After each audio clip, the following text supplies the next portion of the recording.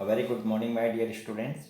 Today the date is 4th of January 2022, Tuesday, and we are studying in your social science lesson 15, People's Participation in Democracy.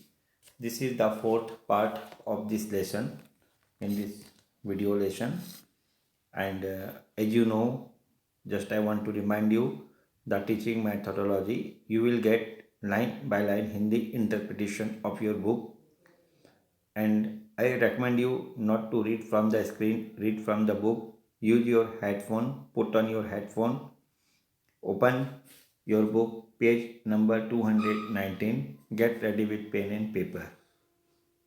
And today the topic is democracy and organizations. Democracy, लोकतंत्र, organization, संगठन. Democracy and organisations, लोकतंत्र और संगठन, page number 219. Let's start, learn something new today.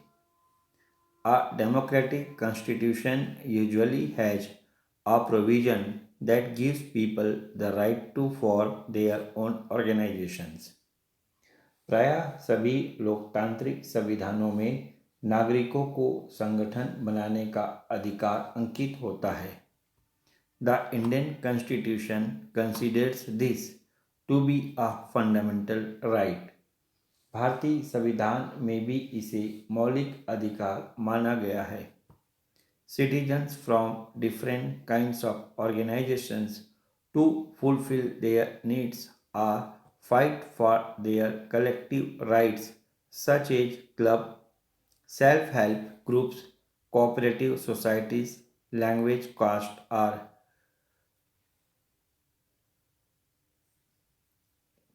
religious associations, and occupation-based groups like trade unions, advocacy groups, lawyers associations, etc. नागरिक अपने विभिन्न ज़रूरतों को पूरा करने और अपने सामूहिक हित के लिए तरह तरह के संगठन बनाते हैं, जैसे क्लब, स्व सहायता समूह, सहकारी समूह, भाषा, जाति और धर्म के आधार पर समूह, व्यवसाय आधारित समूह जैसे श्रमिक संगठन, अधिवक्ता या वकील संगठन आदि. The number of such groups formed in a country and their freedom to pursue their activities are an indicator of the health of democracy in that country. इस तरह के समूह किसी देश में कितनी मात्रा में बनते हैं और कितनी स्वतंत्रता के साथ काम करते हैं, या वहाँ के लोकतंत्र के स्वास्थ्य का परिचायक होता है. Such groups make people active in a democracy and strengthen community life. इनके माध्यम से लोग सक्रिय होते हैं और सामुदायिक जीवन को सुदृढ़ करते हैं. The government's role is limited to seeing that these organizations function within the law and do not pursue activities that harm the public good. शासन की भूमिका यहाँ इतना ही है कि वह यह सुनिश्चित करे कि ये संगठन कानून के दायरे में काम करे और सार्वजनिक हित को हानि ना पहुँचाए. That is why such organizations need to be officially registered. इसी कारण इन संगठनों के पंजीकरण का प्रावधान है. However, there is no need to register an informal organization. लेकिन ऐसे संगठनों का पंजीकरण आवश्यक नहीं है जब तक वे इन्हें अनौपचारिक रखना चाहते हैं. For example, there are neighborhood youth sports or festival committees that need not be registered. उदाहरण के लिए हर गली मोहल्ले में युवा लोग खेल या उत्सव समितियां बनाते हैं जो पंजीकृत नहीं होते हैं। But if such an organization buys property or wishes to pursue an activity that comes within the ambit of any law, then it must register itself. लेकिन अगर वह समिति संपत्ति खरीदना चाहती है या अन्य किसी प्रकार कानून के दायरे में आना चाहती है तो उसका पंजीकरण आवश्यक है। We shall now have a look at some important types of organization. यहाँ पर हम कुछ संगठन के कुछ महत्वपूर्ण उदाहरणों को समझेंगे। Trade unions. India has a long history of trade unions set up to fight for the rights of workers. Bharat में मजदूर संगठनों का इतिहास पुराना है। Many of them were formed during the years of the freedom struggle. इनका निर्माण आज़ादी की लड़ाई के समय में ही किया गया था। They collectively negotiated with factory owners on issues that affected the welfare of workers such as wages, hours of work and working conditions. कामगारों के वेतन, काम के घंटे और काम के हालातों को लेकर संघर्ष करने और मालिकों से सामूहिक रूप से सौदा करने के लिए ये संघ बने। Workers also formed their own self-help and mutual aid organizations. कई संगठन मजदूरों के स्व सहायता व एक दूसरे की सहायता के लिए भी बने। The Congress Party took an initiative to bring these diverse groups together under one umbrella when it established the All India Trade Union Congress in 1920। इन बिखरे हुए संगठनों को राष्ट्रीय स्तर पर साथ लाने के लिए कांग्रेस के नेतृत्व में 1920 में अखिल भारतीय ट्रेड यूनियन कांग्रेस की स्थापना की गई। After independence various political parties also formed their own central trade union wings। स्वतंत्रता के बाद विभिन्न राजनीतिक दलों ने भी इस तरह के केंद्रीय संगठन बनाए। The following is a list of the main trade unions, जैसे कि All India Trade Union Congress, Akhil Bharatiya Trade Union Congress, Indian National Trade Union Congress, Indian National Trade Union Congress, Hind Mazdoor Sabha, United Trade Union Congress, Centre of Indian Trade Unions, Bharatiya Mazdoor संघ।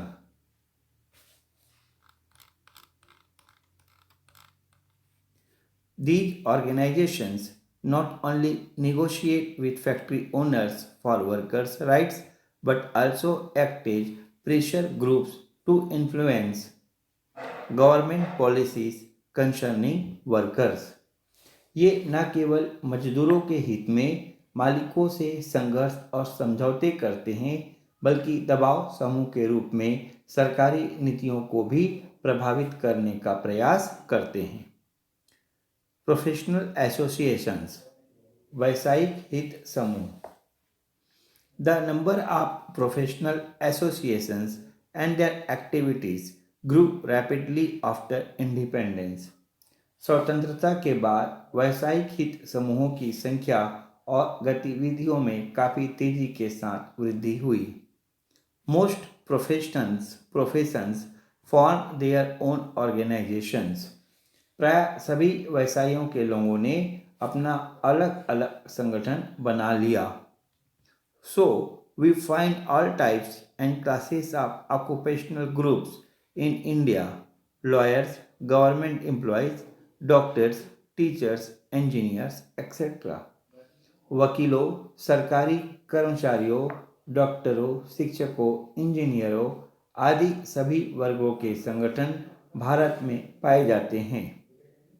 Among the prominent occupational groups are the All India Medical Council, All India Bar Association, All India Teachers Federation, All India Post and Telegraphs Unions, etc. Akhil Bharatiya Chikitsa Parishad, All India Medical Council, Akhil Bharatiya Bar Association, All India Bar Association, Akhil Bharatiya Shikshak Sangh, All India Teachers Federation, Akhil Bharatiya Daktar Sangh, All India Post and Telegraph Unions आदि भारत में प्रमुख व्यावसायिक संगठन हैं। Though the primary objective of these organizations is to see the welfare of the professionals they represent, they also take an interest in political activities. यद्यपि व्यावसायिक संगठनों का उद्देश्य व्यवसाय के लोगों का कल्याण करना है, फिर भी ये समुदाय राजनैतिक कार्यकलापों में काफ़ी रुचि लेते हैं। They try to influence policy formulation in their own favor.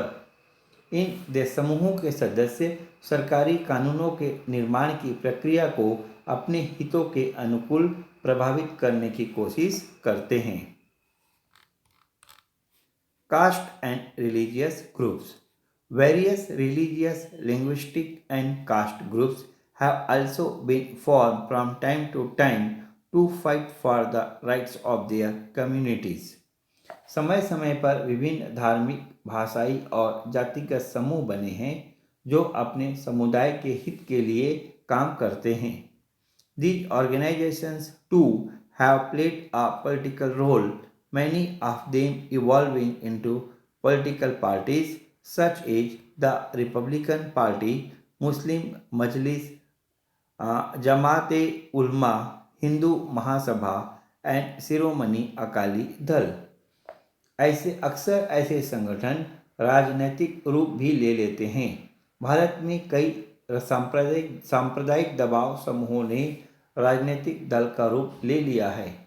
इनमें रिपब्लिकन दल, मुस्लिम मजलिस, जमात-ए-उलेमा, हिंदू महासभा, शिरोमणि अकाली दल के नाम उल्लेखनीय हैं।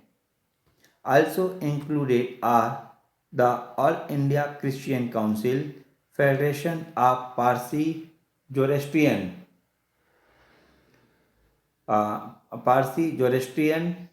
Anjuman in India, All India Anglo-Indian Association, आर्य प्रतिनिधि सभा, सनातन धर्म and south Indian association.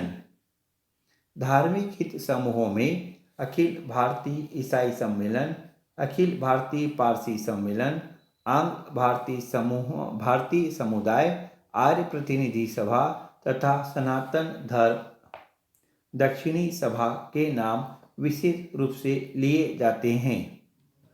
In addition, many caste groups made their own associations to protect their caste interest, such as the Marwadi Association, Brahman Sabha, Vaishya Sabha, Harijan Sevak Sangh, Bahujan Samaj संघ etc.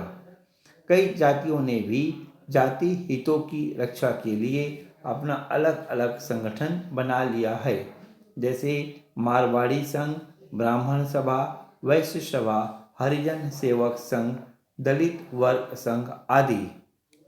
Apart from these, many unorganized or informal caste associations can be found in educational institutions, in particular universities and college campuses. इसके अतिरिक्त शिक्षण संस्थाओं, खासकर विश्वविद्यालयों और छात्रावासों में असंगठित जातीय संगठन पाए जाते हैं।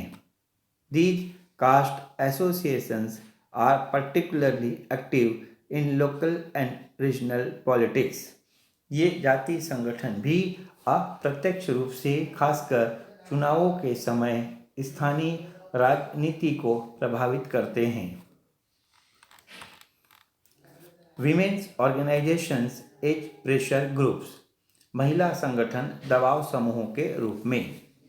India has seen several movements organized by women to fight against injustice to women on issues such as bride burning, dowry, property rights, rape, sexual harassment, domestic violence, sex determination test, common civil code, and reservation for women in political organizations. Bharat में अनेक महिला संगठनों ने महिलाओं के साथ होने वाले अन्याय जैसे वधू को जलाने, दहेज, संपत्ति पर अधिकार, बलात्कार, छेड़छाड़, घरेलू हिंसा, लिंग निर्धारण संबंधी परीक्षण, समान नागरिक संहिता के साथ साथ राजनीतिक संस्थाओं में अपने लिए आरक्षण को लेकर अनेक आंदोलन किए। One of the main demands of these pressure groups is to reserve 33% of the seats in the Lok Sabha and Vidhan Sabha for women. महिलाओं के लिए लोकसभा और राज्यों की विधानसभाओं में 33% आरक्षण की मांग महिला दबाव समूहों की एक प्रमुख मांग रही है। Women's organizations also played a prominent role in the passage of the Hindu Code Bill in Parliament. संसद द्वारा हिंदू कोड बिल पास कराने में भी महिला दबाव समूहों ने बड़ी महत्वपूर्ण भूमिका निभाई थी। Now the questions for you. Write about some women's pressure groups that are active in your local area. आप जिस क्षेत्र में रहते हैं वहाँ के कुछ महिला दबाव समूहों के बारे में लिखिए। Visit the office of a trade union और professional association, find out about their work and tell your class about it. मजदूर संगठन या किसी व्यावसायिक संगठन के दफ्तर में जाकर उनके काम के बारे में पता करें और सबको बताएं। Why is the right to form association important in a democracy? लोकतंत्र में संगठन बनाने का अधिकार क्यों जरूरी है? So, my dear student, this is enough in this video lesson. In the next video lesson, we will continue with our next topic, media and people's participation. Till then, I say goodbye to you.